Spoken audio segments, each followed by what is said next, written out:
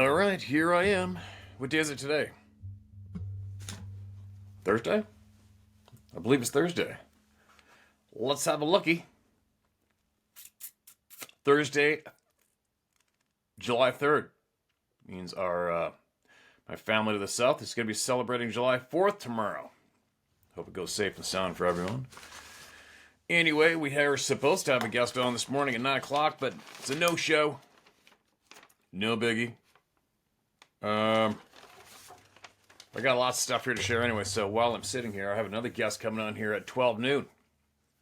Hopefully our guest for 9 this morning shows up another time.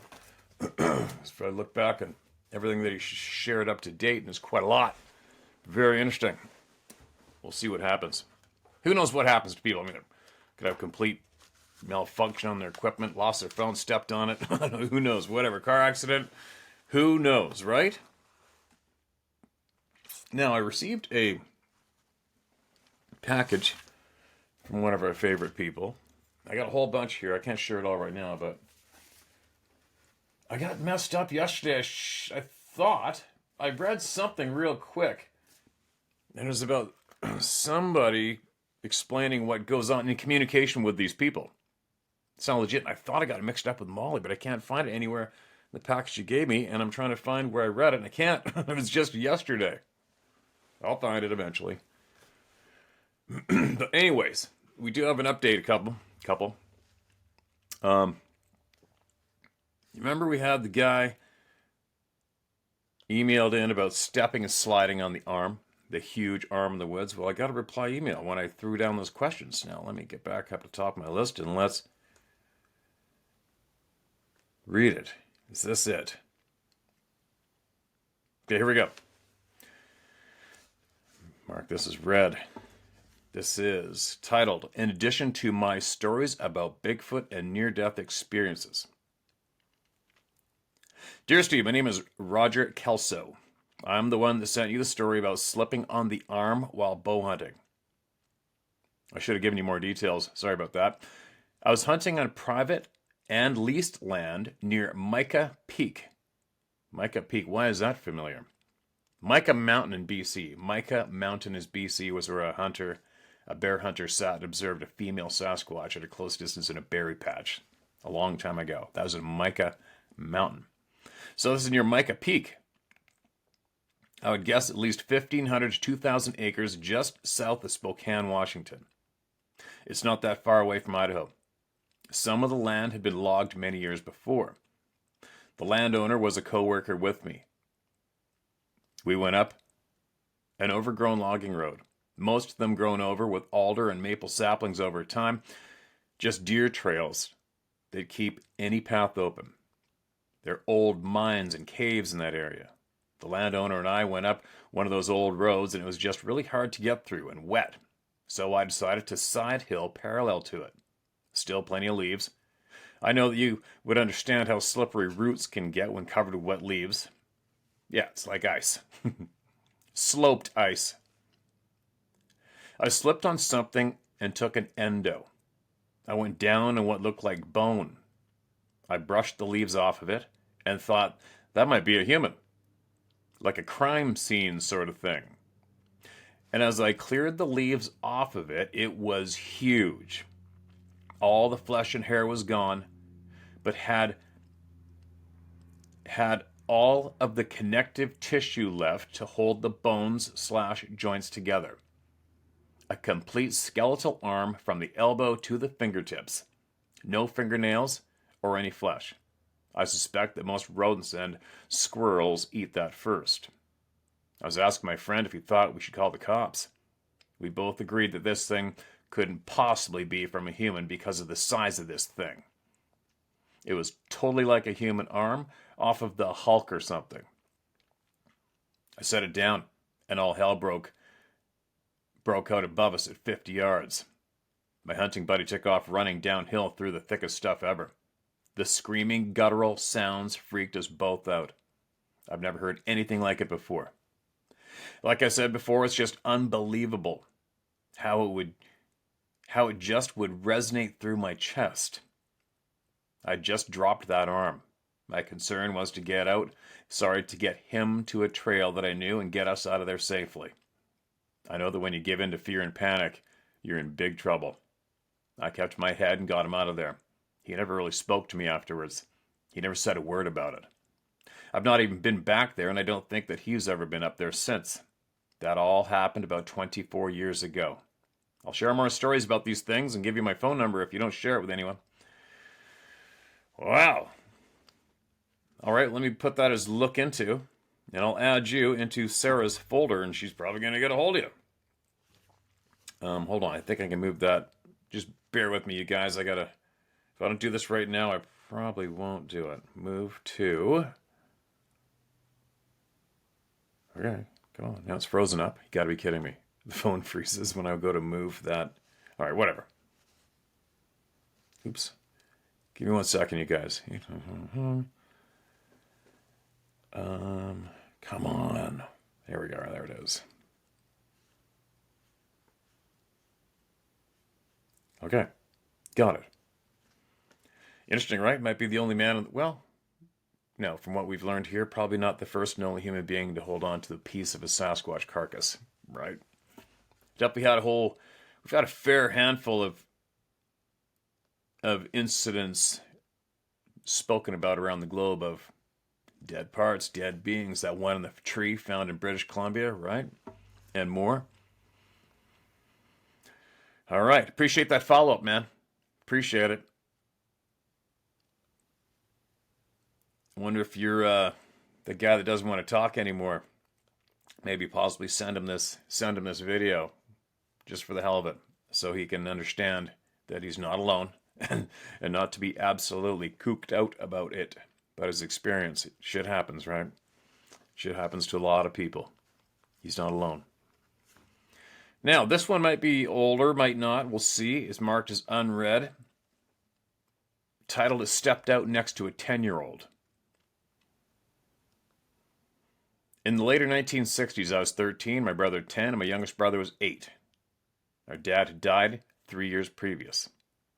We lived in the country, on a dead-end gravel road, and everyone who lived on the road was either a relative or a step relation. We lived in the Upper Peninsula of Michigan. I won't get much more specific on the location to protect the people still living up there. The UP is a small community. We all helped each other out with getting crops in, cement work, building, or whatever a neighbor's next project was. In this case, the project was deer hunting. One of the neighbors came up to get us 3 kids to help with a deer drive on his back 40 acres. The acreage was part of a beef farm, and it was well fenced and maintained and had a 2-track road inside the fence around the whole acres. My 10-year-old brother was given a gun and put in a post position at the southwest corner of the 40. We're all familiar with firearms, but because I was a girl, I had to be in charge of the younger kids of the neighbor. At least we got to walk along the north fence line where it was easier to go through the 12 inches of new snow. My youngest brother and a couple of adults were going through the woods of the 40 east to west. Another neighbor was also posting along the western fence line in the opposite corner of my brother. At about 3/4 of the way through our drive there was a lot of shouting, also yelling at me to get the kids down on the ground. 3 deer were running full speed toward us. This didn't make sense. They were running right towards the drivers. No one could get a shot at any of them. The deer knew we were there and didn't care. They were full out running and winded. When I met up with my brother, near his corner, he was very pale, quiet, and serious. Sally, bracket, fake name, and bracket, he said, "I saw an abominable snowman. It came out of the woods right behind me." I had absolutely no reason to doubt my brother. He was not the kid to tell stories or lie. It was hard to understand because we both knew abominable snowmen were in Tibet. They weren't in the UP of Michigan. But I could see the huge tracks in the snow. Quote, "It came up behind me and stepped over the fence next to me, which was about a 5-strand barbed wire fence. It stopped and looked down at me, stepped over the other side of the corner, and left. He kind of looked irritated." The brother said, "I asked him what he did." Sorry, my brother said. I asked him what he did. He said, it looked down at me. I looked up at him, then just looked straight forward and didn't move. I don't know why, but all through the rest of our childhood, we were all over in the woods of our area and never worried or scared. We picked berries, rode our bikes, made forts, etc. We didn't understand the hunting incident because we knew abominable snowmen were only in Tibet, but still they weren't. And how did one get to the UP? Steve, you ask why people need to see pictures. In our case, it helps us wrap our minds around what happened. It helps us understand and come to terms. For experiencers like my brother and I, it frustrates us when we hear people have clear photos or excellent proof but won't share. Don't even say that then. What's the point? It isn't helpful. My niece had a large Bigfoot run across the road in front of her one night just 5 miles from this location. My mom has heard a screaming roar so loud one evening, she ran to close her patio door in this same location. One question has always bothered me. If these things are so intelligent, why don't they wait for traffic to pass before they cross the road? Thank you for all you do. I'm in my 60s now and I still live in the woods, but in a different state now next to Canada. I have learned some safety tips from your videos that now make me feel more comfortable. I hope you can someday know the whole real truth. Sincerely, fictitious name Sally. By the way, I am near the Grand Portage Band of the Chippewa. The Anishinaabe, one tribal member told me they have heard Bigfoot sometimes when in the woods hunting or camping. She said the tribal elders have said the Bigfoot speak ancient Ojibwe. That's what I've heard too. I believe they speak all languages myself when they feel. Very interesting. Absolutely appreciate you sending that in to us. Big time. And if you hear anything again or any knowledge you feel might help us, we're all over it. Now, what's this? What do I got here? I got 2. September. October. Excuse me. Marked as unread. Let's get into it.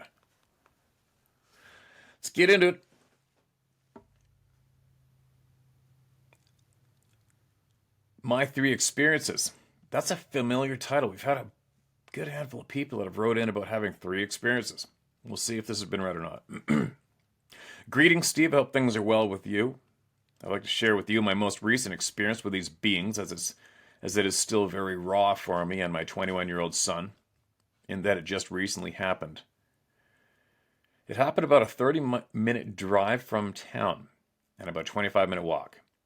My son and I drove above a logging cut about 4 or 5 years young and carried on up an older logging road and parked the truck where it began to thicken along the sides of the road with alders and small pines. We threw on our packs, loaded our clips, started upwards along the old skid trail. It's funny, I call them clips too, and there's going to be a bunch of people go in the comment section below, it's not a clip. You're a liar. I got some gun freak friends and I call them clips. It's a magazine. Okay, whatever. It's a clip. Right? Who gives a shit what it's called? Sorry. We got to a point where it looked like a good area to split up, so we decided to meet back at this point in about 30 or 40 minutes, as it would give us some daylight to walk back down to the truck. It wasn't more than 20 minutes in when we each started a few elk calls. We were within earshot of each other's calls. It was pretty thick, but there was a ton of fresh elk sign. My son bugled, and we heard an immediate response, but you could tell the bull ridged out and was heading away from us and down a different draw. And this is when things started to feel, we'll say unusual. I could hear my son's elk calls, so I knew he was heading back to our meeting spot. Things were extremely quiet. When you say even the birds and chipmunks are silent, I can certainly understand this now. It was crazy.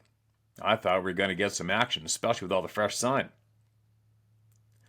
I had even lit an elk scent stick.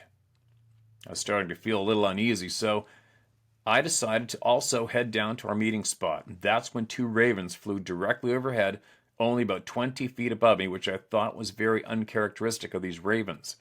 It literally felt like they were observing me more than necessary. Nonetheless, I met my son at our previous rendezvous point. We had a brief discussion and a few drinks of water. We didn't talk about our uneasy feelings that we individually had, at least at the time. And as we were just about ready to start our walk back to the truck, that's when we both heard 3 loud wood knocks. And trust me when I say, I know for a fact there was no one else or another hunter in that area. We both noticed how loud they were and guessed them to be probably not more than 250 to 400 yards off. It stopped us dead in our tracks. And we both looked at each other and said, "What the hell was that?" No way it was someone cutting wood with an axe or a bull elk raking its antlers. We proceeded very slowly, but our senses were heightened a bit. My son cow called, and we immediately heard 3 more consecutive knocks. I noticed the time delay between each knock was unsettlingly accurate, and the knocks were a hell of a lot louder. I was now dialed into the direction of the knocks. I told my son that there's no way it could be a man, not only because of... Oops. Holy shit, you're there! Hey! Holy cow, hold on a minute. Sorry. It's all right. I had to get a crash course in internet and technology. You got it working. Hold on, let me tell Sarah that you're here, all right? Yeah. Oh, look at your man cave. Yeah, Really? part of it. Yeah, I had to put you in mine. Okay, this thing's already recording. I was just reading an email, but I get back to it later. I'm sorry. Oh, that's all right. It's great to have you. Just call me one sec. Let me tell Sarah that you're here. Cool. Now I got to try to find a camera angle where I don't look ancient. Yeah. Not that I care, but... All right, hold on a minute here. One more second. All right. Well, so your camera's a little out of focus, but no big deal. Is it? I don't... But we got you clear enough. I could hear you perfectly clear. Perfectly clear. I don't know how to change any of that, so... Don't worry about it, man. It's working out fine. You know what? I think the program actually might enhance it after a while anyway. Right. So what's going on? Dave Dover, where are you? I'm in New Jersey. Oh, no way. How come everybody picks on New Jersey? I don't know. I don't. How long you been there? 13, 14 years. Oh, wow. Yeah, came up from Florida to here. They told me it was just like Florida. It's not. It's got lots of trees and everything, but it was hotter here than it was in Florida. Is that right? Yeah, when I got up here, it was. It was hotter here than it was in Florida. Do you do any hunting or fishing around there? Up here, I don't. No, there's just far too many people. Oh, there is. Yeah. I know there's some frickin' huge black bears there. I think they're more up north, but I know they're here. They try to tell us, like, we were at the Wharton State Park, and they're like, "There's no black bears here," and we're like, "Yeah, okay, whatever. There's woods. They're here." Yeah. No, there's I've seen articles on them and photographs up, I guess from up north, but New Jersey's noted for having some ridiculously huge black bears. I've seen some that are like 700 pounds and stuff. Like it's over the top. So you're a first responder? Yeah, I'm an EMS dispatcher, private ambulance service, and we work with the townships around here. And after my heart attack, I got that job, and it's kind of like me saving people. God saved me, so now I save them. All right, good work. But it's pretty. So what do you know? What have you seen? What's happened? It is crazy stuff up here. I got I sent you some pictures and stuff the other day on the email to her, but I didn't know you couldn't. You could put all the pictures together in one email. So I sent like 17 emails of them. But yeah, that might have took her over the edge. My wife looked at me. She's like, "No more unauthorized emails without me looking at it." Oh God! Just to make sure I got it all up there. Yeah. But we when I got here, we weren't looking for like. I had already seen it and had been hunting it and doing that stuff down in Florida. Hunting it? Well, after the first sighting in Florida, when I saw that, it was 2000, and I just went to looking up everything I could find. to every website and all the different ones and stuff, and read everything that I could read on them. And I was like, I want to see one of these again. This is real. I got to prove this. And at that time, nobody was like, "Oh, you're crazy." Well, I mean, not for that, but once What I made started, sorry, but what made you feel you had to prove it? because I saw it, it was right there in front of me. I mean, literally, when I looked up at it, I'm sorry, it's like TMI, but while I was relieving myself on the side of the road, Pat goes, "What the heck is that?" And I looked over, like, just turned my head sideways, and there's kind of something sort of dark on the side, and then it walked up, took a step, took one more step, looked over at me like the patty thing, and I was like, no frickin' way. And then it just stepped on off. But where we were at, 6:30 in the morning, it was June, it was already like 90-80% humidity, but we're real close to the U.S. Army Ranger Station where they what do they call it? Where they train the Rangers. And the first thing I thought was, that is the craziest ghillie suit. Man, that guy must be burning up. I was like, there's no way I would do that. But anyway, we get in, drive down this hill, cross a little bridge, come up another big hill, because that's how far it was. It was far enough away I couldn't see its face. I could just see the silhouette of it. And when we got there, the road was huge. It took me 10 strides to get across this road, and I'm like 6 foot. So Wow. I took off into the woods like, oh, I've got to see this thing. It wasn't like I was going to try to fight or do something. And when I got in, I could look down, and it was going down towards like a little creek, and I couldn't see it. And I was looking around, and oh, the smell was like wet dog, fox, and a skunk all together. And then it just hit me, and it was loud. What are you going to do? And I was like, I'm good. Turned around, got back in the truck. I was like, I don't know what it was. What are you going to do if I stand up? Or, if this thing just confronts me. Because that's when I realized how big it was. What do you mean, what are you going to do? You mean you were thinking that, or that I thought was thought that, kind of like, sent to you? if I do see it, and it's really close to me, because at that point, it was starting to click in my head how big it was. Right. And I was shocked I didn't see it. I expected to see it down the hill. I did not see anything. And at that time, I didn't know they hide. I've never seen a Bigfoot. I didn't know anything. Right. And all I knew was this thing's huge and I don't have a gun. So And your buddy saw it too. Yeah, he was looking right at me. He thought I was crazy. When I went in them woods, the whole time I was in those woods, he was like, dude, you're nuts. We got to go. We got to go. We got to get to work. And I'm like, what the hell is that? And Yeah. and when we popped that, that's the weirdest thing.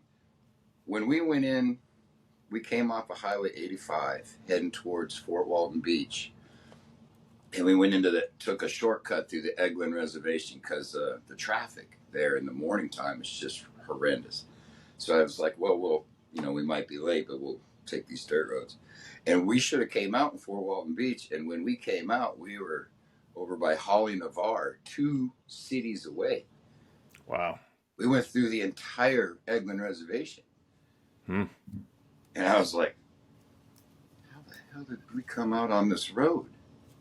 It's like, why are we here on this road? This doesn't make any sense. We were 5 miles away from the dirt road we were supposed to find. Wow. After seeing this thing. What was the ground like there? Was that sandy ground there? Yeah, I think it's because I was plumbing down there. It was they call it sea sand or sea grade. It's just like white brown sugar sand. Yeah, it's weird. I remember I was down there a handful of years ago, and I was filming turkey hunts with a guy named Eddie Salter from Realtree. Yeah.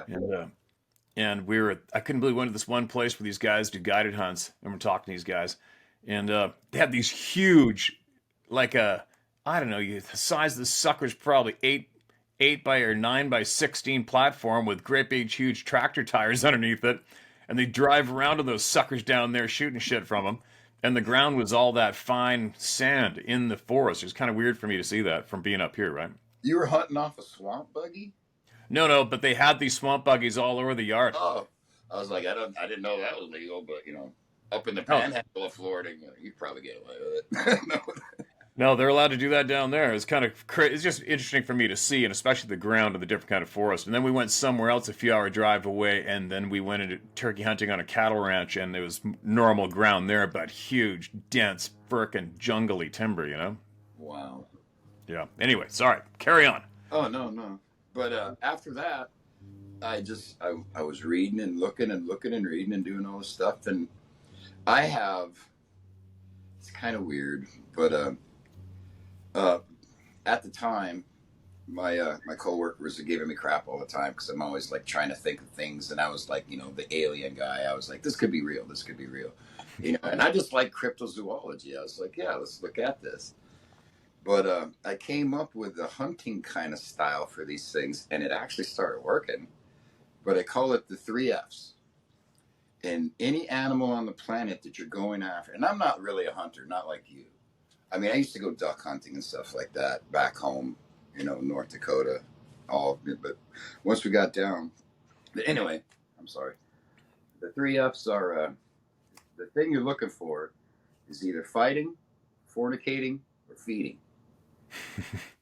And if you look in those 3 sections and figure out what they're doing and where, so the first thing I thought was I don't want to fight with it.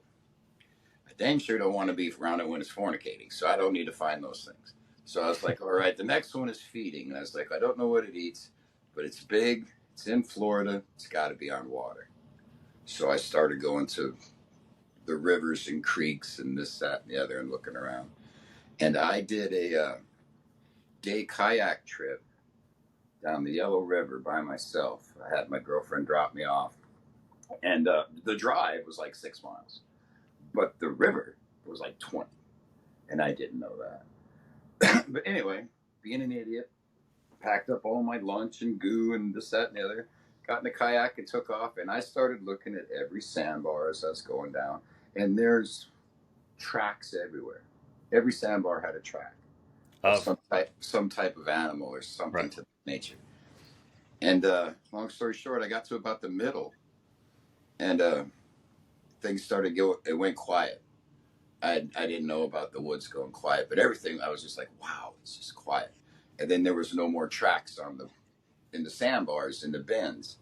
And I was like, this is weird. So I come around and it's like a washout cliff. It's about maybe 10 feet above, where the river was. And I get a loud splash, and the water splashes me on the head. And at that time, What? yeah, I'm in my 20s, and I'm thinking redneck.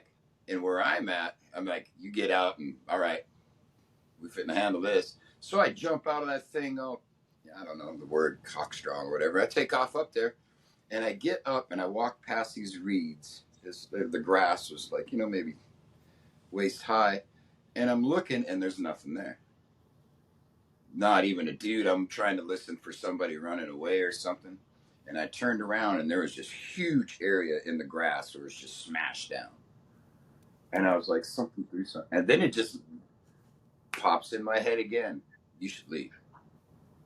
I mean, clear as day. In my voice, I heard, you should leave. Weird. So I, boom. The first thing I realized when I realized I was standing on a cliff by myself. And I was like, something just threw something at me. I am wet. And there is nothing here. And I was like, oh my Lord. Because right in the middle is where I figured they would be. Because if they're feeding or fighting, they're going to be on the water if you're feeding. Now, the fight part is you got to fight for your life. And these guys don't like being around people. So I looked at the map, and I kind of pinpointed on the river where it was the absolute farthest away from any town or any house. And that's when something threw something at me. I didn't hear nothing. I didn't smell anything. I got the distinct feeling I was not welcome. Jumped back in that kayak and took off. You have a gun? Do I have one now? No, did you have one with you then? Oh no. That was what everybody thought. It was like, you're not taking a gun? And I was like, I'm not hunting anything. Yeah, yeah. So, but at that time, you had your intent in your mind was to find these people, right? Well, my intent was I was going to get in the creek and go down silent, and I wanted to see if I could hear them. But that's what I'm saying. So your intent for the whole trip, that was your absolute goal, was to go and Yeah. look into these people, right? Yep. That Yeah. was the entire reason I did it. Was if they're anywhere, they're going to be in there, and they were. Bingo. I was like, oh wow, I'm onto something. So I write it down. You know how you do your stuff, like with you and I do it kind of similar, which is so weird. I put everything, every little story's in the back of my head, so every little thing, and I remember this stuff. Patterns. He's giving me crap. My coworker was like, was taking IQ tests. I scored like 125 or something, and I know everything stays in there. So when I do see something and it pops out, I'm like, oh, I've seen that before. Oh, I've seen this before. So that's when I just started kind of, and then after that, there was a long period where I found a deer kill behind the house near the creek that it wasn't shot, it wasn't eaten. The back leg was broken, and the belly had been ripped open. It was dead. I wasn't, like digging around in there to see what was gone. But I was like, some of these things that I'm reading, I am actually starting to find. Right. So, and it just kept going from there. And then I would stop for, a few years or whatever. I really wouldn't, look at it on the computer and stuff like that. But anytime I went in the woods, I always knew. I was like, they're in here. Mm-hmm. And I just wanted to figure out what they were. And then it was like falling down a rabbit hole. The string of coincidences. Once I got to New Jersey, this part's gonna freak you out. I'm working and doing all this stuff. Your channel comes on.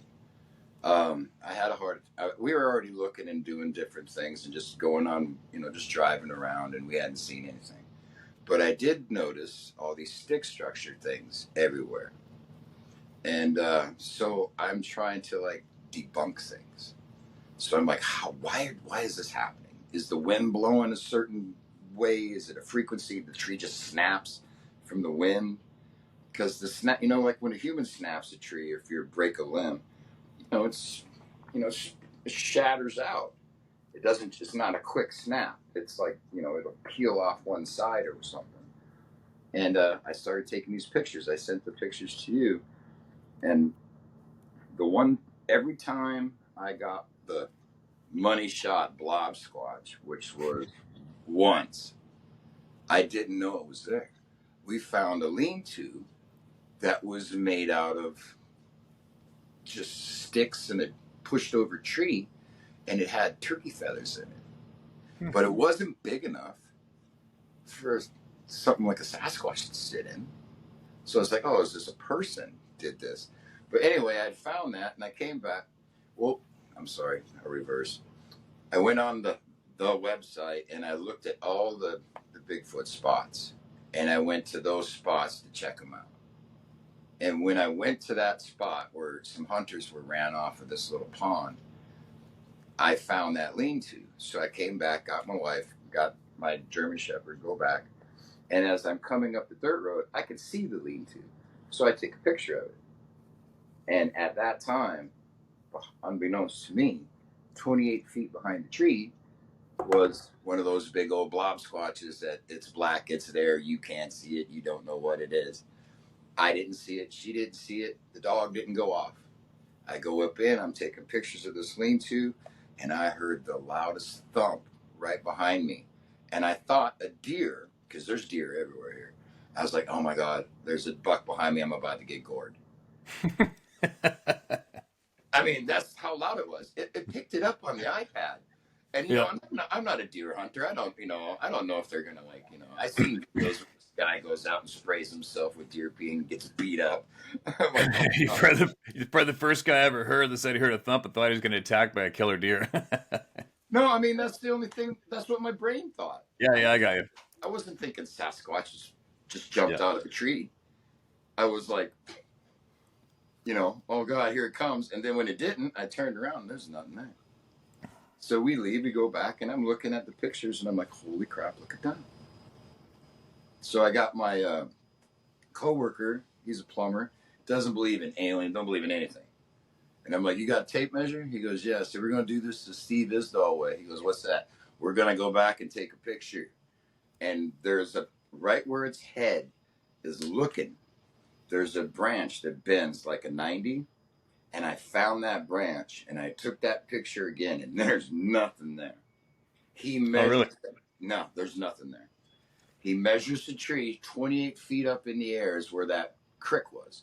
So its head was right below 28 feet. So I walk around behind the tree and it is like, I don't know, a little 12, 15 inches wide. And about a little bit above waist height, it starts to lean in a bit and then straightens back out. And I was like, this thing was standing right here, holding on. And I was like, oh my God, this thing's like 8 feet tall. And the thump I heard must have been when he jumped out of the tree. But after the thump, there was no sounds. Everything went dead silent. And you sent me those pictures? I did. Okay. I sent them to Sarah? Yeah, to the replies. Okay.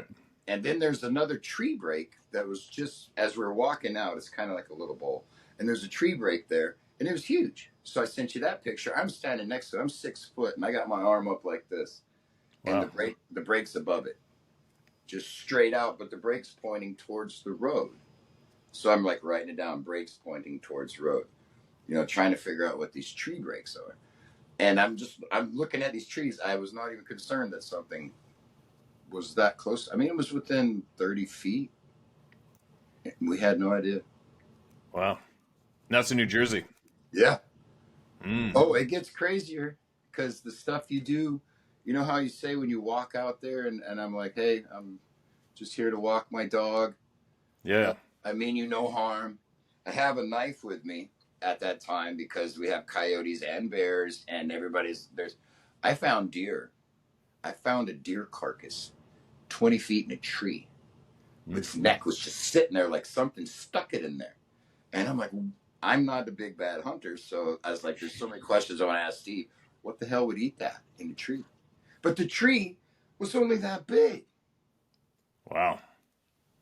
Even if a coyote would have climbed up that tree, the tree would have fell over. Wow.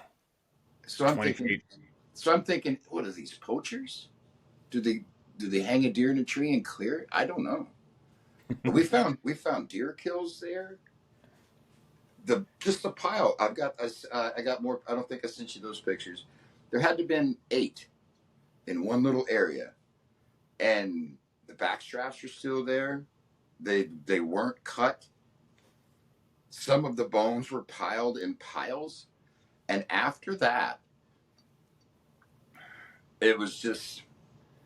It's the craziest stuff. The woods, they lit the woods on fire. Every time somebody has mentioned something, because at the time when Trish saw her sighting, that got us, where people were making fun of us, I told her when we got back, I said, you call that BF, blah, blah, blah. And if there's anything, they'll do it. They'll get back to you in a couple weeks. They called the next morning. Said, hey, can you take us there? And I was like, yeah. So we go there, and we actually found the spot where it jumped and where it had landed and broken a log. And they measured it, and it was like 25 feet. And we went around there, and that's where we found these shells, like clam shells. I found a huge pile underneath some bramble bushes. There was a pile of pine cones about as big as a tire and about 2 feet up. And then on the other side had pine cones with butt impressions. And I take a picture of that, and I'm like, anyway, these guys get out and they start smacking trees and giganto this and giganto. And I was already looking at my wife like, oh, geez, what are we doing? This is no. You know, and I'm like, you know, why are you smacking a tree? Well, if it's here, maybe it'll say something. So that when they were out there, there's nothing. They came back, put it up.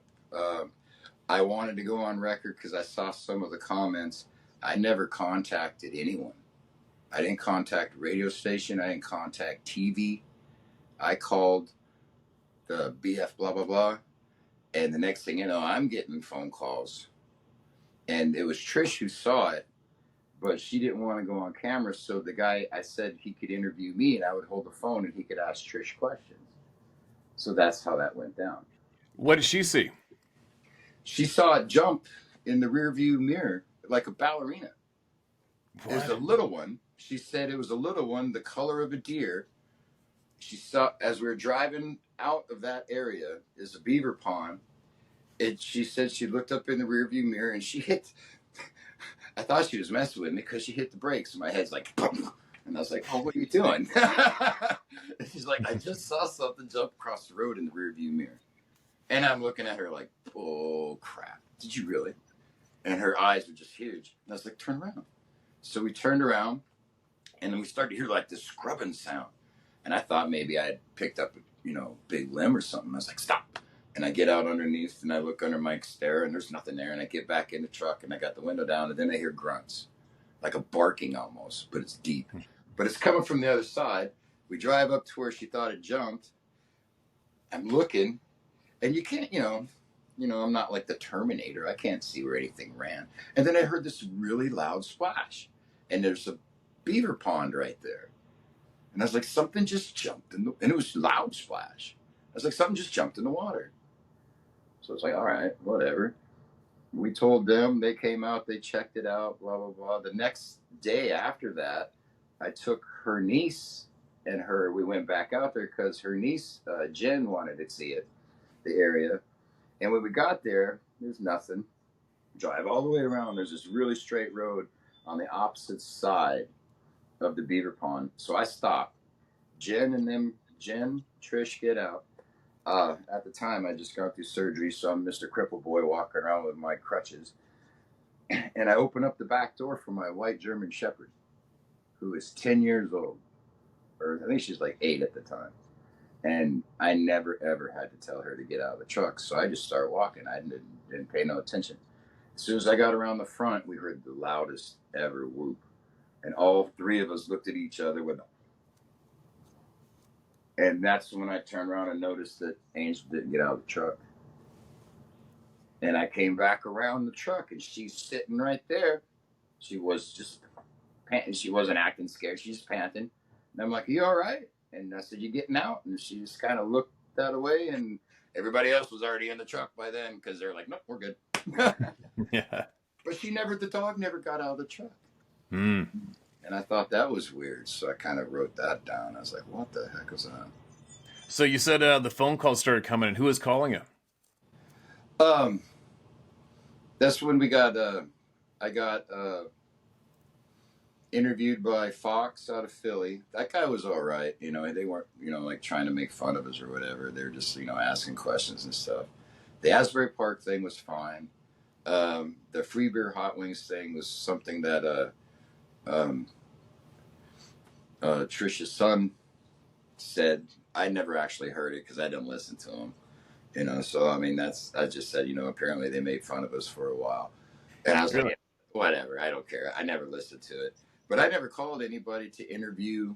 I wasn't trying to get famous, make money. I'm like, oh my God, we're going to sell T-shirts and a book. That was not the case. Yeah, but who? So all these places started calling you. How did they hear about this?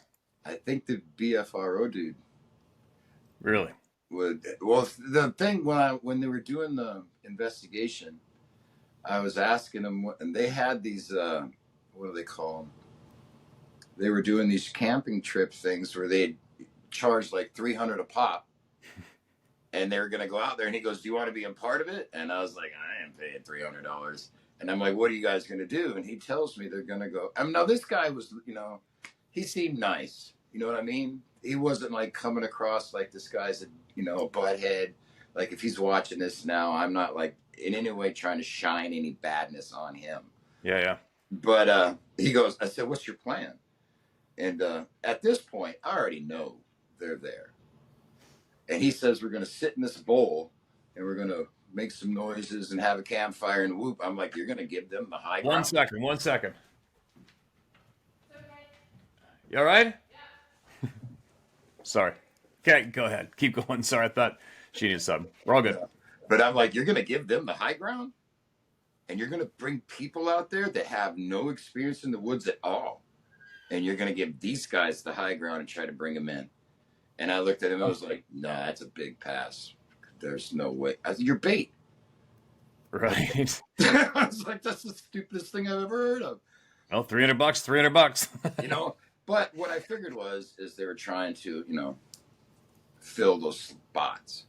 So they, said something to these people, and that there was another one. And this guy, I don't know. I'm not trying to promote anybody, like you said. So I don't know if you want me to say his name, but they were all really nice. It was the Bucks County Paranormal. And I get this interview. They do the Zoom call. It's like a 35, 45-minute interview. They used 13 seconds of it. I was on there with some UFO people, famous UFO people, and it's just all part of the show. And the only part they use, I'm wearing some kind of like real tree shirt, right? And the only part they use is, "We was looking for turkeys and deer and stuff, and this thing jumps out." And I was like, "Oh my Lord, I look like a redneck," which is not a bad thing, but Whatever. that's when I was like, out of all of the questions you asked me, that's what you used. It's a show, right? It's a 4-letter word, show. Yeah. Well, they asked me to do other things and stuff, or to go out, and possibly be a part of something. And I'm like, "Are you going to be hitting sticks and screaming and yelling and doing all that kind of crazy crap?"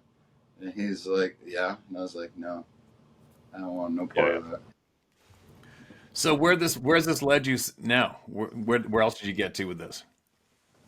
What's that? Where's your puzzle at now? What else did you collect for yourself? I have I can show them to you, but I heard it's illegal. Someone told me it's illegal to pick up feathers. Oh, I mean, you don't have to show me physical stuff, but like, how long have you been looking into this topic now? Do you think? Since the first time I saw one cross. How many years? That was in 2000. Oh, really? Wow. And how many times have you seen him, do you think, since altogether? Physically seen it twice. Yeah. Really? Once down there in the road crossing, and then the other time, I had been in his presence a few times, but never knew that they were there. I didn't know. Yeah. But the one time we did see it, we were walking the dog, and it's in the morning. And when you're on the pine needle trails in the morning, when you walk, sometimes it looks like it's wet. The pine needles look wet. They had a spot, Bigfoot, 7 feet, another one.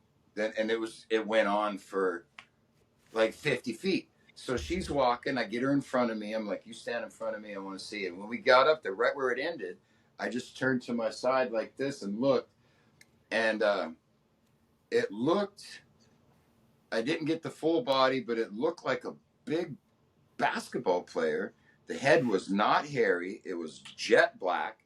It was leaning back and looking at me. And I saw its eyes at that time. I was close enough to see his eyes. And then it just leaned forward. And when it leaned forward, it disappeared. I don't know if it disappeared into a tree, if it went down on off, it was gone. I looked from every direction.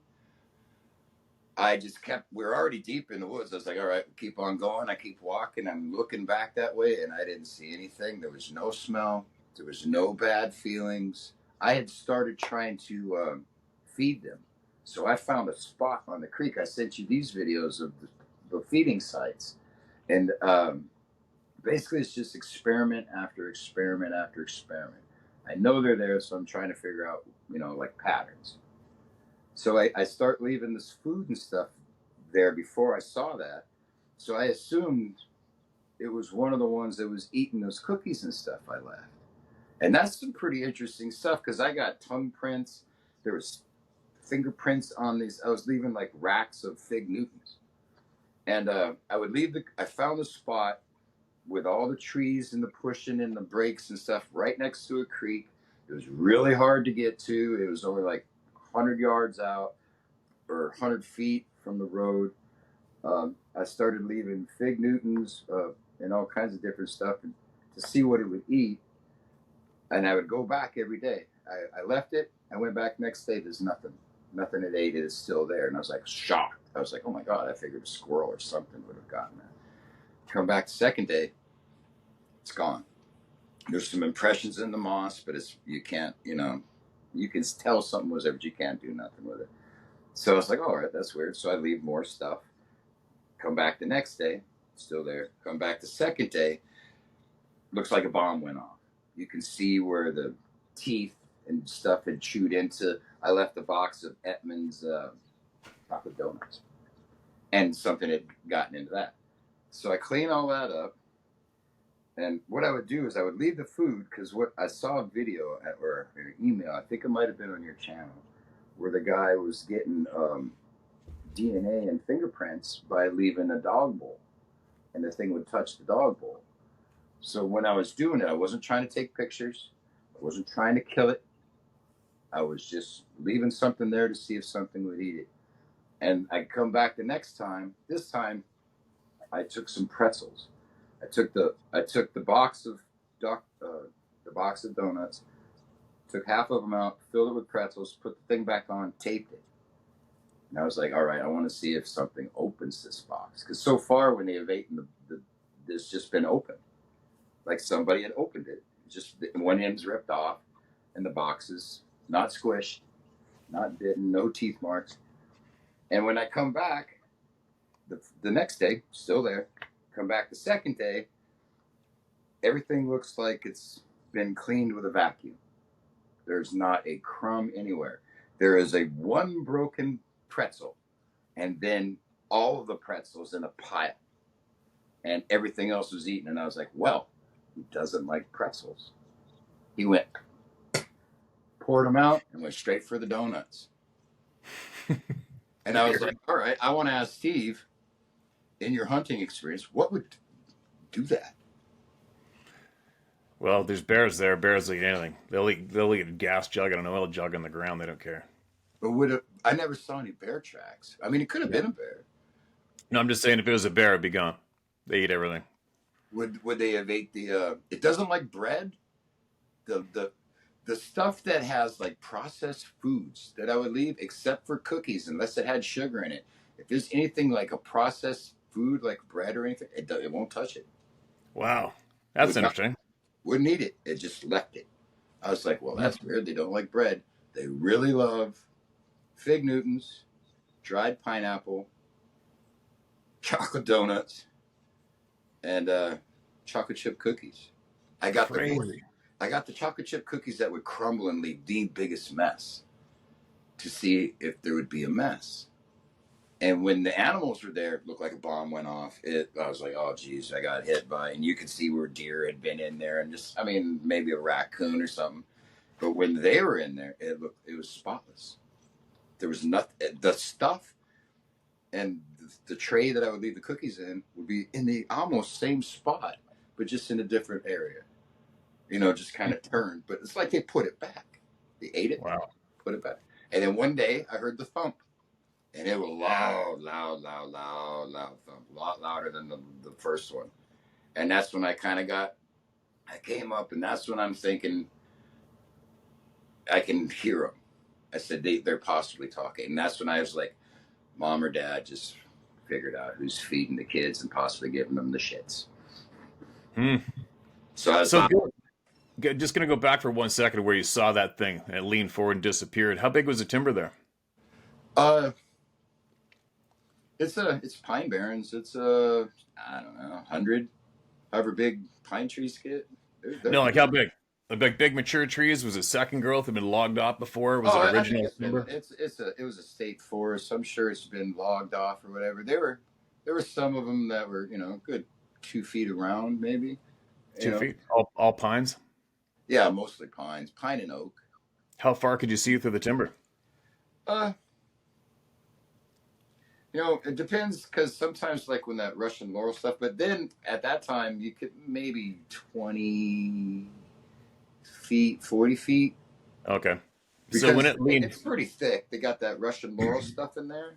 So unless it's above that laurel, you can see for a pretty good ways. Oh yeah. But so when it leaned forward, was it leaning forward because it was leaning back and then it just stood up? Yeah, that's what Okay. I couldn't see. I didn't see from like the waist down, and it looked like it had been standing there. And the way I kind of pictured it in my head is it just leaned back and looked at me and then moved back forward. Wow. Were you And scared? at that, I wasn't scared. I was like, at that time, I was like, did I just see that? Was that in my head? Did I see that? And when I looked at it, and I was like, the reason I was thinking, I was like, I know I saw that. I said, but that doesn't look like anything anybody's ever described of a Sasquatch. I was like, that thing is not covered in hair. It didn't have no hair. I mean, I couldn't tell it was dark, but the head was bald. You could see it was black faced. Really? We made eye contact. I was What like, the eyes look like? it's just kind of, they're deep inset. I seriously, at this point, I am convinced they can mind speak. I've never really heard someone else's voice. It's always been mine. And when you're dealing with these things and the rabbit holes, it's always just a string of coincidences. It could be this, it could be this. Am I thinking this? I thought there's a few times, am I making this up in my head? Am I manifesting what's going on? Sure. If you go out looking for one, you're going to find it. You know what I'm saying? Would you ever go sit where you're leaving that food? Would you ever go sit there all night long by yourself? I would. You know,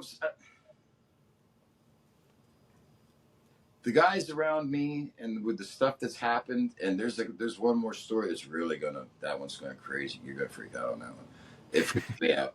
But I don't think they're good nor evil. I got scared the one time on the part that I'm going to tell you about, but besides that, they've never given me any reason, shape or form, besides whistling. We did the one we were walking, and I'm like, I'm here. I don't want to hurt you. You know, go on. Good luck with your hunt. Blah blah blah. Take care of your family. We're gonna just do our thing. And then I'd whistle. And Trish was after the Catskills thing. There was no more banging, no more doing all. You know, my wife was totally like, no, that's not happening. She would not leave to go out. No more tents. So now it's Airbnb and cabins, which hey, I don't mind glamping. Right. But I whistled. I went, and this loud whistle came back. And this is in June. There's no cars anywhere. We're the only ones there. And there's chiggers and ticks. Do you guys have chiggers and ticks up there? We got ticks, but not chiggers, but I know what those are. I was driving for Grubhub after my heart attack. Had to go to the bathroom because it was dang heart pills. Pulled off on the dirt road, walked off and tried to hide. Got back in the truck. Next thing you know, my legs are on fire. And my waist is on fire. And 285 chigger bites. I was standing in a nest. Oh, those little bastards. Hence, that is the only reason why I'm not walking through these woods. It's not a Sasquatch. It's not a Sasquatch. It's not whatever scary thing. It's that little itty bitty bug you can't see. Will tear you up for 2 weeks. You don't want that. I don't know. So what's the next story said it's going to freak me out? I'm on your channel. You were reading these emails, and there was a lady who apparently had habituated them, and they were watching SpongeBob. Do you remember anything about Sounds familiar, yeah. There's a TV. She put like a TV outside, and they would watch SpongeBob, and they would protect her. So what I had done, because we had that big screen TV, is I turned it around towards the window, and where my house is, there's like an old dry creek bed that runs straight to. I'm half a block away from the Pine Barrens, and they can literally come right back up. So while we're out there, and while I'm driving to work and coming back from work, I'm going through the forest, and I keep saying, my name's David, I wish you well, blah, blah, blah. Would you like to, come check out this TV? So anyway, I leave that on, and I'm playing like cartoons and JWST, Hubble Space. I played you. And basically what it started to do was, when I turned you on, it was like, I want to see what they're saying. So I would show them your show. So What do you mean I want to see what they're saying? How did you get that message? it was just in my head. I don't know if Really? I thought that. I'm next to the couch. The window's behind me. And I'm clicking channels, and I'm asking in my head, what do you want to watch? And it's just like, all right, because I had never once thought of, let's watch Bigfoot stuff. So I turned on your channel, and I just let it sit. And I would let them watch you talk about the stories about them. Interesting. And nothing happened. I never, there was no I would think there might be imprints, but we feed stuff, and there's squirrels and woodchucks and deer in our yard at any given time. But the thing was I had these rocks sitting out there because we got wild cats, and I'm feeding like 20 squirrels a day. So I leave these rocks, so I kind of throw the rocks towards the cats, chase them on. I walk out that night, and I'm getting the sense that when this was going on, there was I could hear some sounds, and I would hear whispers. Like, it just sounded like somebody whispering, and you couldn't understand what they're saying, but you could hear them. And my dog keyed up on it, and I was like, leave them alone. And I pulled her back, and that's when they're whispering like, oh my God, he just pulled the dog away from us. So I kind of was thinking in my head, now this is a part where I'm like, I don't know if I was completely thinking this up or if this was actually happening. But the ones that were watching TV were probably young. Is what I was feeling. And then when Big Mama or Daddy shows up, I walk out onto the porch about 3 o'clock in the morning, and I get this growl out of, there's a bush right by my porch. Growls, rattles in my chest, and that's when the fear, it was just, oh God, it's right there. And really? I fought through that. Oh, I wanted to back up and take off. But then I was like, no, don't show them fear. And that's when I fought through it. It gives my hair standing up just thinking about it. I leaned forward and I looked down at it because I had been feeding it, letting it watch TV, doing all these kind of gifts. And I literally just said the exact same thing verbatim. I said, really? You're going to growl at me? So then I picked up one of those rocks, and instead of throwing the rock at it, I showed it to it. And then I lobbed it into the woods. And I picked up the next one and showed it to it, and I underhanded it into the woods. I said, there, I'm not a threat. And I went back in the house and was like, I hope that wasn't a bear. I hope I wasn't just staring down a coyote or something. But when it growled, when a coyote or something growls like a wolf, which I don't think Jersey's got wolves, but I mean, will your chest rattle? Will you feel it? No, God, no. Huh. See, those are the questions I wanted to ask. There's some stuff I wanted to ask you. I was like, I think I figured out sixth sense, too. That's kind of weird. But anyway, the next morning I wake up, both those rocks were painted by my granddaughters. We're sitting in front of the window where they watch TV. Oh, yeah. Right next to each other. Right. And that's when I was like, all right, if you guys are here, leave me something. And then the feathers start showing up. Common pattern. I don't, we have turkeys. They come back and forth. I've been here, in this house now for quite a few years. I've never seen a feather. I've never seen a feather in the wild. In my backyard, there's, like last year, I take that back. I saw one that was sitting down where they had been roosting. So right. Could the feathers have come from them? Sure. Yeah. Did they Sasquatches leave them? I don't know. They're just there. And then Trish got freaked out, and we turned on all the infrared cameras, the Ring cameras surround my house. Got like 9 of them. Once the BFRO guys and all that went down, Trish saw is in January. She saw another barefoot on the trail, and it was just the needles turned up, and she mentioned it and put it online, and we shared it to somebody else. So I think somebody is watching and looking at all these things, or somebody told. But then it was like a couple days, and they burnt the woods. An uncontrolled burn. What time of year? It was January. Because it could have been possibly like a lot of my friends in the States, they burn the ground in the forest for to enhance the turkey feed.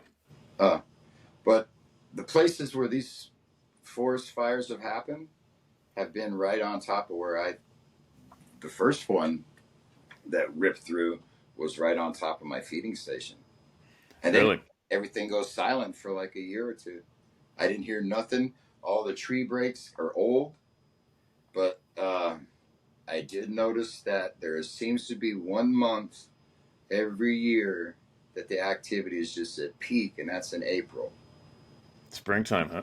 Yep. Have you ever seen any odd vehicles or characters running around there? While we were coming back, I heard something crashing up through this on the same road that I always walk. Something's crashing through the woods. It was clearly coming. I didn't know what it was. Trish is kind of starting to take off. I looked up at Trish and I said, "Wouldn't it be funny if one of these black helicopters showed up?" And no sooner did I say that than a black helicopter shows up. That's a blacked out Black Hawk, flies right over the spot because I'm standing there trying to see what's coming at me. I can clearly hear it. I've got my hand on my Bowie knife, like, oh, I might have to actually stick an animal because it's coming, and we thought there had been bears. I'm thinking it was bears. Anyway, this helicopter shows up, lands right over the spot, stops, does a 360, stops on that spot again, goes around again. And this time I'm looking up at it, and the doors are open. I can see like 6 people in it. They're looking at me. They're looking at my wife. It went back over again. It just kind of hovered there. The sound went away, and then it took off. And What? I looked at Trish like, did that just happen? What were they wearing? I couldn't. It was everything was black. I couldn't Okay. see them. I was when the door was open, I was looking for guns, and nobody had one. And I couldn't really, I didn't see the outline of like a military. It was just people. You could see their legs. Maybe that's the advanced Sasquatch tours where you pay 1,500 each. Well, what I was telling her was, I was like, because we were talking about the stuff that you guys were saying, and some of these stories that you hear on the internet where there's entire military units that are specifically out there to hunt these. But every time it got word of where I was, what I was feeding, when my wife had mentioned a sighting, those woods in those areas would burn. Now, I don't know. See, it's the coincidences. Are you crazy? There's always a coincidence after coincidence. Could it be poachers? Could it be somebody sitting in the middle of the chigger woods whistling at you? The The, chigger one. the whistle thing, on the third whistle when we were walking, Trish took off running. And I looked up at her. I was like, hey, stop. And she looks at me and I was like, food runs. We're not food. Don't run. And then what was whistling, what was in the woods, deep whistle. And I said, if this thing comes out, you're going to get, I literally said, if this thing comes out, you're going to survive. I'm going to die. But I'm holding the Bowie knife. And I was like, but this is going to go right up his ass. And at that moment, it laughed. In my head, I don't know if I heard it in my head or if it was actually there. Trish was already going towards the truck. She was gone. But I heard a ho, ho, ho. And the thought that was in my head was, he thought it was funny. He kind of respected the fact that I would die for my wife. And he thought, I was like, he's going to kill me. I know what's going to happen. I stand no chance. But this is going right up his ass. That's probably what he's laughing at. That's what I'm saying. He was like, yeah, okay. Because meanwhile, the reality is he probably pinned you over a stump and gave you a haircut with it before you even got it in your room, right? See, but when you tell people that this stuff happens, I'm never by myself. It's with my wife or with my wife and my niece, and they hear it too. And Right. they didn't believe in any of that stuff. So Yeah. but the So leader, you said I went over one of your past emails, or found one email, and you said in the beginning you thought they were just some kind of an animal. What is it called? A relic hominid? a relic hominid. Well, see, what I came to my conclusion with these guys is I have got where's my phone? Oh, it's right here. The scientists now have found Denisovan skulls, and then they, put the size of the skull next to a human skull, and they're bigger than Neanderthals. They showed a human next to us Here it is. I don't know if you can see this. Where's the camera? Where's my camera? I don't know where my camera is. Look at that. But anyway. Go a little left. A little left. A Okay. little more. There you go. That's good. That's Gotcha. what they say they look like. That's what the molars are, and that's the size. Right. And I went, what does that look like? Because that sure looks like. There's a guy up there around you named Randy. I don't know if you want to use his last name, but Yeah. Oh, Randy. Got a facial shot. Yeah. It doesn't have a cone head. And when you take that facial shot and superimpose it on top of the Denisovan head, it matches completely. So really? I am convinced at this point it's got to be a Denisovan. Neanderthals and Denisovans are still on this planet. There was 8 different types of human beings before Homo sapiens. If they can find coelacanth in the middle of the ocean, there's a very good chance that these guys who lived for millions of years in the wild are still living there. Right. You know, that's just my thought. And then the DNA study comes out and says that's not the case. And I was like, wow, now it really got weird, because that was the simple scientific, well, yeah, it's a freaking, it could be a hybrid, but it's a Denisovan. Denisovan Neanderthal, they can breed with us. That makes sense. They're old, you know.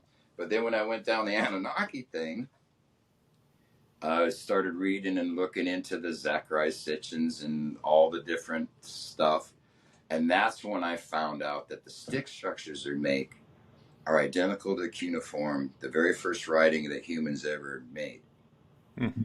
Identical. I sent you one of those pictures too of the graphs, of the Native American graphs and the pictographs. And there was like a TED talk where they said like these 30 pictographs were found in all these caves all around the world. And they were supposed to be from Denisovan and Neanderthals. And I'm like, well, they drew it on a cave. And now when you look at the asterisks where you see like, it's like an X with another one coming through it, and then you got the one sitting straight through the middle, that's the glyph for Earth and star or God, depending on which, if it's Akkadian or Sumerian or whatever. But I started noticing, I was like, oh my God, check these out. And then you'd see these tree structure pictures and all this stuff. And I'm like, everybody's like, oh, this is where they hide their kids and stuff. And I was like, you know, I'm thinking of it as a Native American, and you got to teach your people hand to mouth. So when you have one of those things where it's the big tree structures and everything's smashed up, and you see some of the Sumerian glyphs, they're basically, that's a kiddie playground school. They're just telling stories. That's probably where they live. Is what I was. Have you ever seen any bright lights in the timber? Yeah, because of the drones. Are you talking about the drones? No, just the bright lights in the timber, small orbs, whatever you want to call them, bright light orb, basketball size, softball size, going through the timber with intent. When I was letting them do all that stuff and watching TV, I went back out there. I was outside, and I don't remember what I was doing out there. And my wife was videoing me. And as I was walking by, a little white orb followed me out of the woods, came right up to the edge to where my porch is, and then went straight up into the tree. And I was like, when I looked at it, because I didn't see it, and she didn't see it when she was looking at me, but when I was on the video, and I was like, oh, that's got to be a spider or something like that. So I'm out there with a flashlight looking around, there ain't no spiders. There's no webs anywhere. I was like, what is that? But we live in a community where we're like a mile away from the very last skirmish of the Revolutionary War. It was 2 days after the war. And at this tavern, they just went to town on these British guys. So there's like, you know, Revolutionary War stuff. In the area I live is 55 or older, and a lot of these folks are quite old. And I'm sending ambulances into this place all the time because people are dying, you know, all the time. So I was like, oh, it could be a spirit. But during that time, you know how you get they said the paranormal, it'll follow you home. I'm sitting in the room, and a tennis ball just starts to roll on its own. So I get up and I'm jumping around trying to find where what the heck? Somebody stepped on something. I got to fix the floor. This is bad. This is going to cost me money. I'm mad, right? I can't get that tennis ball to move at all. The next time it happened, it was a conch, one of those really hard conchs for a German Shepherd, and it was shaped like a pyramid. And it was laying there, and my German Shepherd's right next to me. Angel, I miss her. She's gone, but she was awesome. And this thing went from this, leaned up, and then just went over. And she looked at me, and I was like, yep, totally saw that. And when that happened, and I told Trish, and she's like, oh, geez, the stories that followed us home. And that's when the lights came on and turned the TV to where you're not watching them. The really good information I got from your stuff was where those native ladies you speak to are like pulling the blinds, don't let anything look in.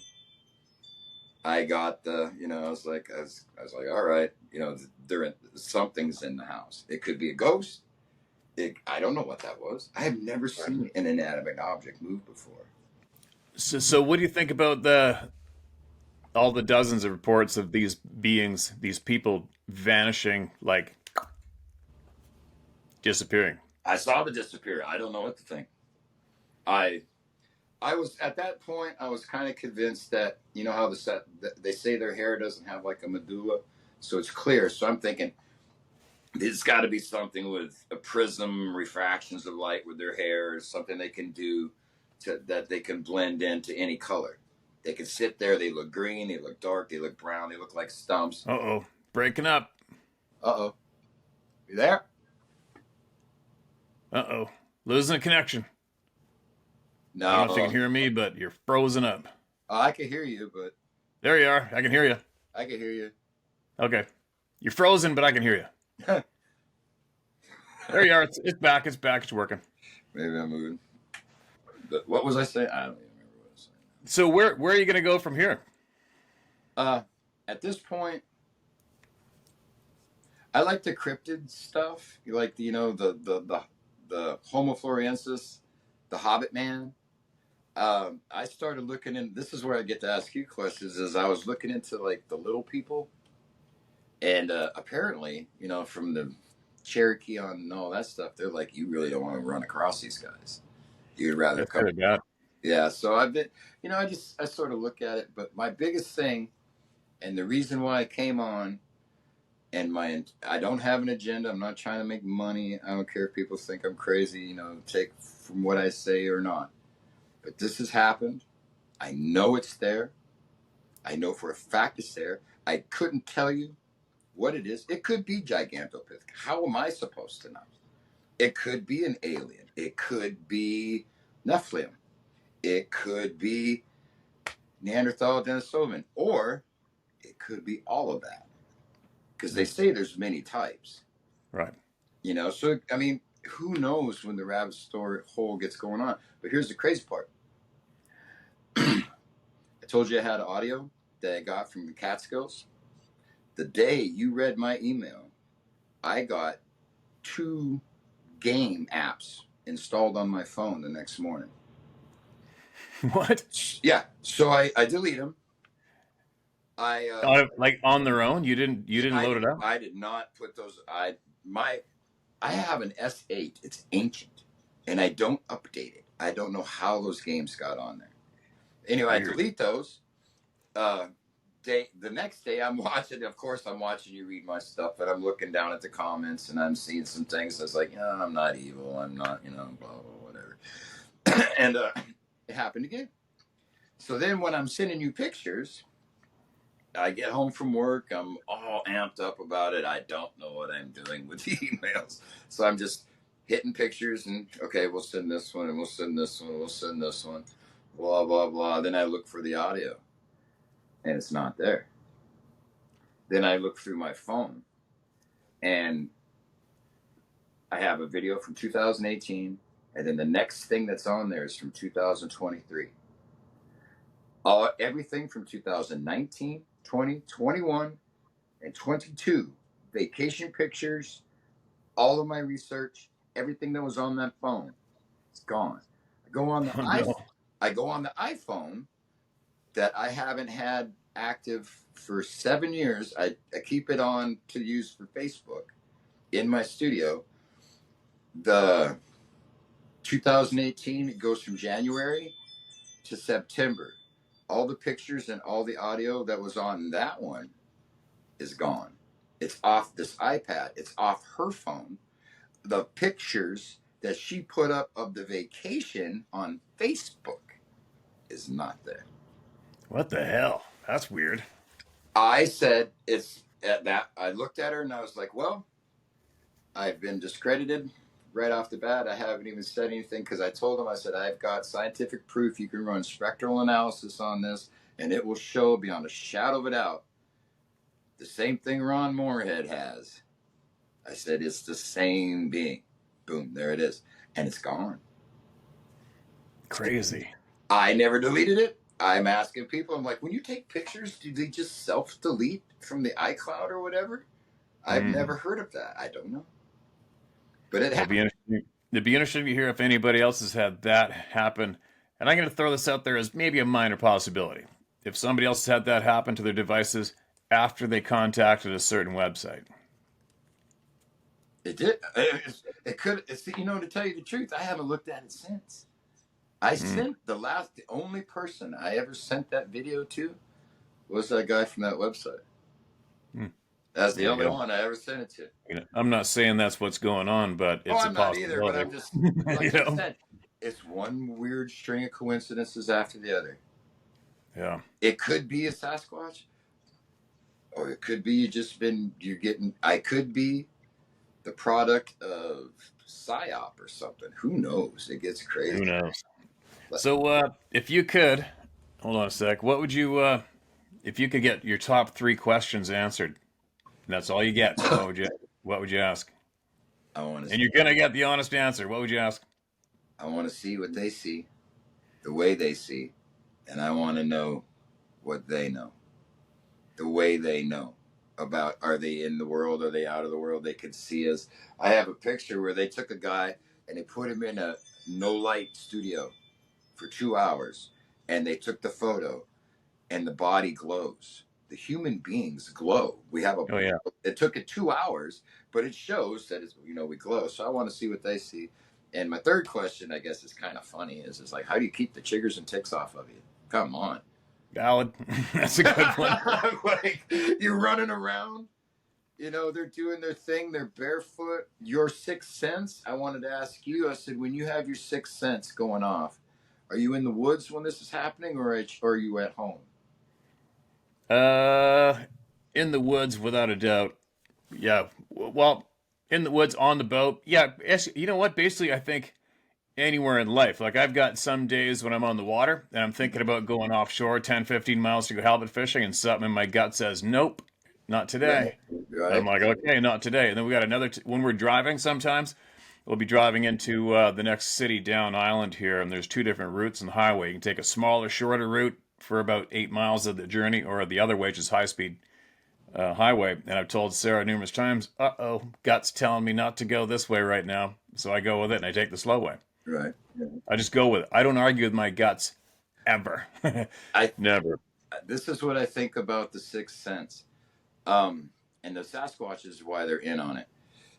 Do you know why people, the theory I've got is the reason we lost our sixth sense is because we started wearing shoes.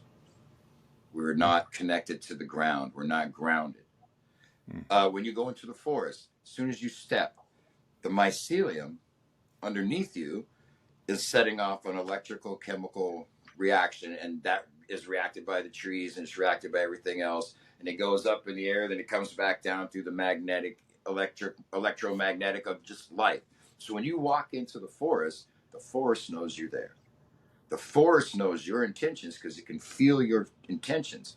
But when you're sitting somewhere and something else walks up behind you and it's looking at you, the intention is shooting through, and it goes through the mycelium, comes to you, and then you turn around, and that's how you seem to boom. You're looking at whatever's looking at you because you just made one big magnetic connection. And Mm, I think that's what the sixth sense is you're tapping in to the plant information of what is just going on in the earth. And these guys maybe. never worn shoes. Do you And, think how about this? How about this possibility of why we're not in tune with it? How about the public school system oh, definitely. Have you and seen? and and diet? Yep, definitely. Have you seen that study? They said they had like 100 kids, and out of those 100 kids, 90 of them tested to be around genius level. They put them in the school system, and as they started going, it just started chopping off. And by the end of the graduation, maybe two had made it. We're completely dumbed down. And next thing you know, they're convinced that men can give birth. Oh, did we dodge a bullet on that one? Oh my! I don't want to really. I don't want to get. I don't want to. Kick off some algorithm or whatever. But No, I was going to tell you. I was like, when we're in the Sasquatch stuff, and that's cool. But there is so much going on in the world that I found that is connected to that. Because if the Vatican's in on it and the government's in on it, there is a cover up. So that means it's a Denisovan, and they don't want to let us know that we're not the only ones. They've never died off. Or the scary part, it is Anunnaki.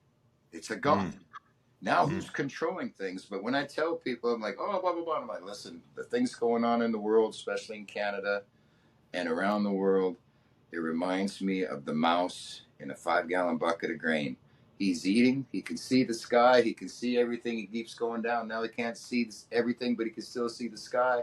And that's us. We're about, we can't see, we can still see the trees. We can still see the sky. We're still eating. It's too late. Mm. It's already, there is some scary crap going on in the world. It's pretty. It's getting pretty. It's getting. It's really coming on fast and furious too, right? I am, I've told some people, and I don't want to be like, because the first responders and some of these guys that I hang out with, and, and I'm around cops and stuff. And I've told some of them, I was like, man, if the crap hits the fan, dude, you really don't want to be hanging out with any police officers. I was like, they already work. I got one guy, that's, but they're good for you and stuff. But I got a feeling, and it's weird, but we've been kind of in a silent war for at least 30, 40 years. They just keep snipping at us and snipping at us and snipping at us. And then now when you go off like the Las Vegas shooting crap, 130 people shot, nobody asked anything about it. We got a memory of 2 weeks. 2 weeks tops, and we move on. We don't care. Sarah was there. She was there. Mm. Oh, geez, that's scary. Yeah. That's wild. Yeah. Yeah. But I'm just saying, the stuff that they're doing up in your country, the stuff that the Vatican's done, the stuff that Mm-hmm. the Catholics have done, church, the indigenous, just the pure amount of evil is just it's overwhelming. It's in our face. And what do we do every day? We get up, we ignore it. We go to work and we let them steal our taxes, and we just keep running the system. Everybody's like, oh, gas is at $3.80. And I'm like, yeah, because you pay it, you dumb butt. Yeah. Yeah. Yeah. Whole nother rabbit, not rabbit hole, but a whole Yeah. nother topic, which we don't have time for because I got to get going. Yeah. I go to. We Hey, got to wrap. there is one question I did want to ask you. Are you there? Yeah. I have heard you say, you're frozen now, but instead of what is scarier, you said there's other scary things in the woods, what to be worried for besides the Sasquatch. And when you were saying that, I was like, what are you talking about? Well, Is that the Pilates thing? Dave Pilates stuff? yeah. Well, he's done a lot of investigating. He's done a lot of digging, right? And he's come up with what he told me was the real threat comes from that way, Yeah. right? So, but there's a lot going on in the woods. When you listen to all of the history, I don't call it folklore. I don't call it stories. It's a lot of history that's been passed down from, and it's not just the North American, what we call First Nations people. We are all people. We're all equal. We all originated somewhere on this round ball, Right. and we all have history with these other beings. It doesn't matter what size, shape, color, race you are. We all have equal history. So And if you go by, and if you have the time and you listen to everyone, there's a lot more, excuse me, there's a lot more going on than just 8 to 10 foot tall, hair covered man like beings, right? And then we got other guys who I trust who have done a lot of digging, and they have basically proven that there has been intentional splicing of our DNA with animals. And then that brings in the Anunnaki stuff and the All sorts of stuff, yeah. So, and the and aliens then, and oh geez. yeah, and then we got people that I know who have seen some of the description of the animals, creatures they've seen, even in British Columbia, is right off the frickin' chart. But these people I trust, I know what they saw. I know they saw what they saw. And how do you explain it? There's a few different routes to explain it, which we won't get into here today, but there's a lot going on than just the 8 to 10 foot tall, hair covered man, human like beings. That's for a certain. Have you ever seen something like a rake? Have you ever seen anything like that? No, not myself, no. But I mean, we've had a lot of people in the, not too far from you, I don't think. So we've had this one animal described, is been commonly described hyena-like, ripped, huge, huge body, the back over the hood of a 4x4 full-size pickup truck. Just walking right across the road with attitude, glancing back at the headlights, and disappeared in the timber. Had that description from an angler I know in British Columbia, and that exact same description in West Virginia, I think in New Jersey, a bunch of different places, right? So it kind of almost, and do I think right away, oh man, there's a breeding population of this weird animal. My gut doesn't say that. My gut goes to how'd they get here and how long were they here for before they got herded up and taken away. Where do they go when they get taken away? Where'd they come from? Right? Where's that opening? Where's that doorway? Where's that veil thinned out? Whatever, right? It's just there's a whole bunch of other crazy ass shit going on. But it takes so much time. It takes so much time to dig and learn. No matter what topic it is you have in this lifetime, it takes a lot of time to learn, a lot of time to dig. You know what I mean? And that's why I love doing this. You can't, for me, you get knowledge from trial and error and listening to others. You have to listen to everybody. And where you lose time is when you let somebody be some kind of a authoritative figure. Yeah. That's when you lose. Or an organization, right? Yeah. They're like, you didn't see what you saw, and I'm like, shut up. Yeah. So anyway, I could start rambling, but man, we got to wrap this up. I got to get going. I got another guest coming on here fairly shortly, and I haven't ate yet. And Sarah's got something I got to do. Well, I consider it a privilege. I would like to tell the comment people that that are, oh, I didn't make a deal with the devil. I don't find them evil. I'm not evil. I save people all. That's what I do. I save people all day long. I can't save them all. I try to do good things, and I will tell you this: they're there. The only reason they came on, and this was my agenda. Stop messing with them. Stop knocking. Stop screaming at them. That is probably the worst way you could ever go about it. If there is if that's an Indian tribe and you knew it was an Indian tribe, you're going to run out there and start making noises and jumping around and acting like a yahoo?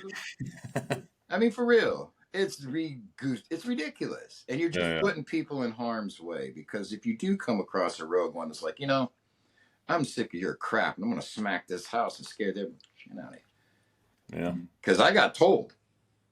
I called them down. I was joking and laughing, and they let me know this ain't a joke. This is very serious. There you go. Be careful. Don't be dumb. Yeah. It was a pleasure talking to you, sir. Yeah, you too, man. Appreciate you coming on, eh? Yeah, man. Keep us posted with anything significant comes up. Well, I got tons of stuff I can tell you, but you get some significant puzzle pieces. Let me know. Yeah, I'll just say I'm the Jersey guy. All right, man. All right, we're out of here. How do you shut this off? Oh, leave. I got it. Appreciate you, man. I'll talk to you again. All right, bye-bye. Later.